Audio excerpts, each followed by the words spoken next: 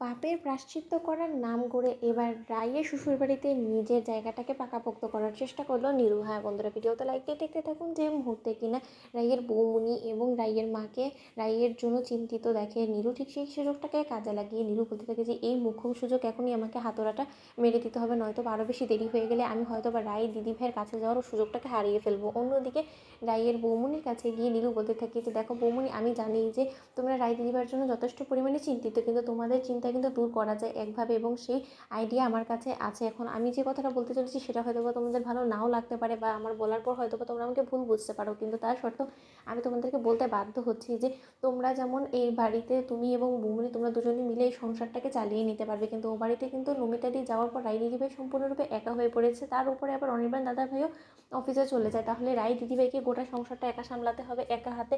এই অবস্থাতে রায় দিদিভাইকে যেখানে কিনা ডক্টর সম্পূর্ণরূপে বেড রেস্টে থাকতে বলেছে, তা না করে ও যদি সংসারে এই ঝক্কি ঝামেলা সামলাতে পড়ে যায় তাহলে তো সন্তানের এবং ওর ওদের দুজনেরই ক্ষতি হবে, তাই না?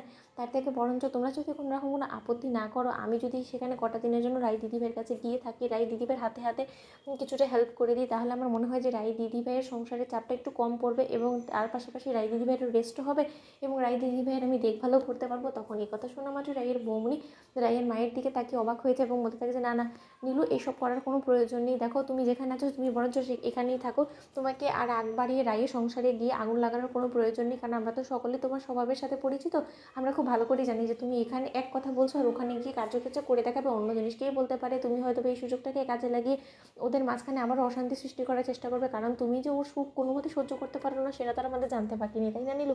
ঠিক সেই সময় নীলু বলতে থাকে যে এর জন্যই বৌমনি আমি এতক্ষণ ধরে কোনো কিছু বলছিলাম না, আমার হঠাৎ করেই মনে হলো যে আমি এখানে একা পড়ে আছি, আমি যেখানে কিনা আমার বোনেরই বিপদের দিনে পাশে থাকতে পারি, সেখানে আমি কেনই বা আমার বোনকে অন্য কারো আশায় ছেড়ে দিব? তার থেকে বরঞ্চ বাড়ির কেউ যদি রায় দিদিভাই 24 ঘন্টা পাশে থেকে রায় দিদিভাইকে হেল্প করতে পারে তাতেই বা ক্ষতি কী?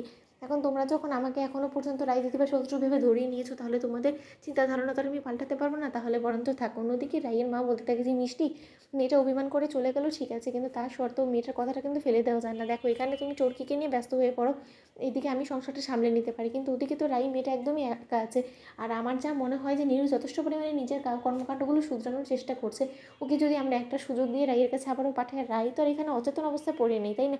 রাই তো নিশ্চয়ই ওকে নজরে নজরে রাখবে, আর রাইকেও আমরা বলে দেবো যে ও যাতে কোনো মতেই নীলুর সব কথার মধ্যে হ্যাঁতে হ্যাঁ না মিলায় আর ওর উপরে একটু নজর রাখে। এতে করে আমি বুঝতে পারছি যে তোমাদের আপত্তি থাকবে, কিন্তু এতে করে নীলু কিছুটা হলেও তো রাইকে হেল্প করতে পারবে, তাই না?